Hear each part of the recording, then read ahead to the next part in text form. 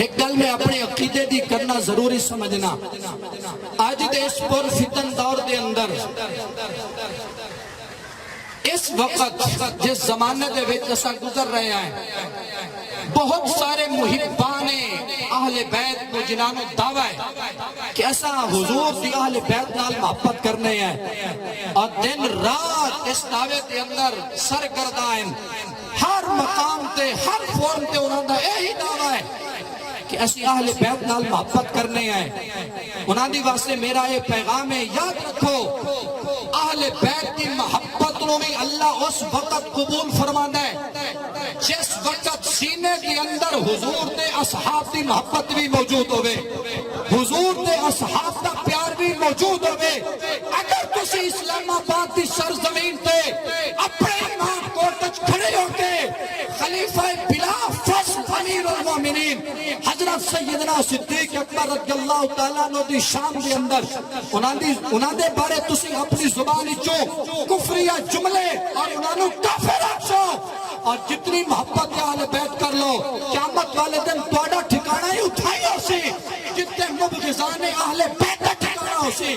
کیونکہ میرے آقا نے فرمایا اے مومن دے سینے نو اللہ نے شان عطا فرمائیے جس سینے دے اندر محبت علی بھی ہے تے محبت صدیق بھی موجود ہے. سبحان اللہ. نعرہ تکبیر، نعرہ رسالت، نعرہ تحقیق، نعرہ حیدری، حضرت امام علی مقام، صحابہ کرام. سبحان اللہ. اس حکومت کے اندر جتنی طاقت بد مذہب عقیدے والے لوگوں کو دیتی جا رہی ہے اور انہوں نے اتنی پشت پناہی کی جا رہی ہے کہ وہ سرعام کدی بیٹھ کے پریس کانفرنس کر کے صحابہ کرام رضوان اللہ تعالی علیہم اجمعین، میرے آقا دے جانشین صدیق اکبر، میرے آقا دے جانشین حضرت سیدنا فاروق اعظم، میرے آقا دے جانشین حضرت سیدنا عثمان غنی رضی اللہ تعالیٰ عنہ، سراسر انہاں دی صحابیت دا بھی انکار کیتا جا رہی ہے. میرے آقا دیا 4 بیٹیاں انہاں دے وچوں 3 بیٹیاں دا سرعام انکار کیتا جا رہی ہے. صحابہ کرام دے نام دے نال رضی اللہ تعالیٰ عنہ لکھن کو انکار کیتا جا رہی ہے. لیکن حکومتی ادارے، بڑی بڑیاں طاقتاں، سارا کچھ اس ملک دے بڑے بڑے ادارے سارے خاموشن پشت پناہی کر رہے ہیں، کچھ بھی نہیں کر رہے. لیکن یاد رکھو اے ملک میرے آقا دے غلاماں دا ملک ہے اور اے ملک حضور نال محبت کرن والیاں دا ملک ہے اور حضور دی ہر عزت دا احترام کرن والیاں دا ملک ہے.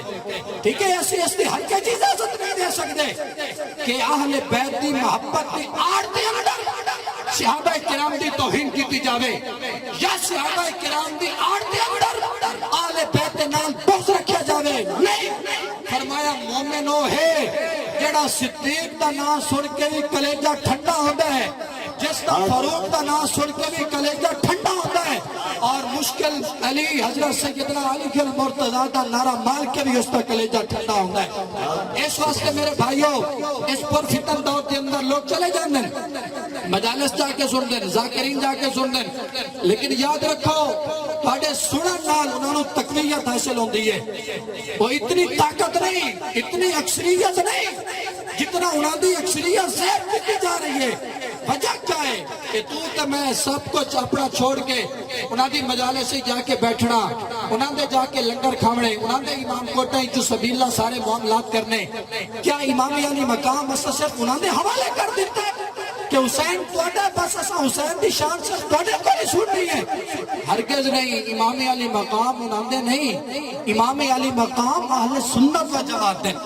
ٹھیک ہے جی، یہ بات یاد رکھو، اہل سنت و جماعت دی حقیقی پکا اور سچا قرآن و حدیث کے مطابق مذہب ہے جس مذہب کے اندر صحابہ کا بھی ادب کیتا جاندہ ہے اور جس مذہب کے اندر آل بیت کا بھی ادب و احترام کیتا جاندہ ہے.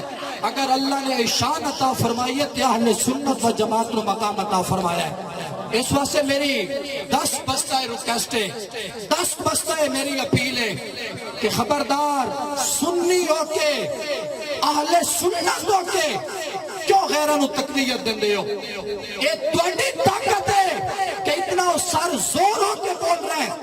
کدی صدیق اکبر دی توہین کر دین, کدی فاروق اعظم دی توہین کر دین, کدی اللہ تبارک و تعالی دی توہین کر دین. میرے پر اس وقت بھی موبائل کے اندر ایسے ایسے ذاکرین اور ایسے ایسے انہوں نے مجتہد موجود ہیں جس نو کوئی شک ہوئے بے شک میرے کو آ کے دیکھے جی اللہ دی بھی توہین کر دیں. ایک ذاکر خود میں اس میں سنیا ایسے وہ ذاکر خود آتے حضرت سیدنا علی کے مرتضی کوفے دے منبر تے بیٹھ کے آکھ رہے زمین بناون والا میں اللہ, میں علی, آسمان بناون والا میں علی, نبی بھیجن والا میں علی, معاذ اللہ استغفر اللہ. قیامت والے دن مسند عدالت تے بیٹھ کے میں سارے دا فیصلہ کرسا. حضرت علی دی بارگاہ چ ایک مقصر کھڑا ہویا, اسا کہ علی یہ اللہ دے فضائل ہے, تو کیوں یہ بیان کر رہی ہے؟ حضرت علی نے فرمایا تیری ماں تیرے غم میں ماتم کرے, چپ کر کے بیٹھ جا. یہ میرے فضائل نہیں, یہ تو میری نوکری ہے. فضائل تو اس سے بھی آگے ہیں. خود اندازہ کرو اینا جملے دے بارے توڑا کیا کہتا ہے, کیا سوچے توڑی, اور لوگ کس طرف لے کے پوری قوم کو جا رہے ہیں.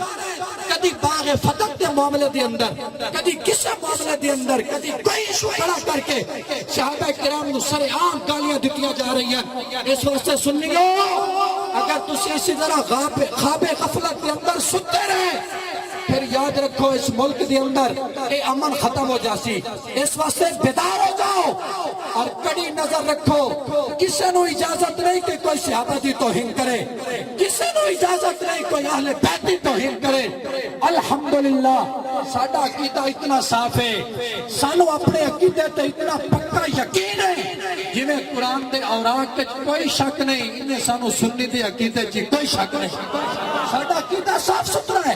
اسا حضور تے صحابہ نال بھی محبت کرنے آئے, اسی حضور دی اہل بیت نال بھی محبت کرنے آئے.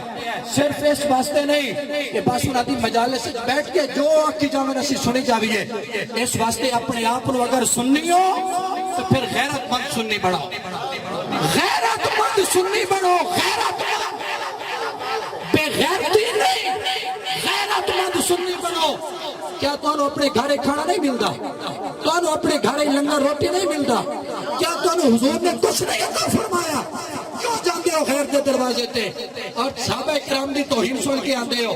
خبردار حضرت امام احمد رضا خان فاضل بریلوی میں آخری گل کر رہی ہیں.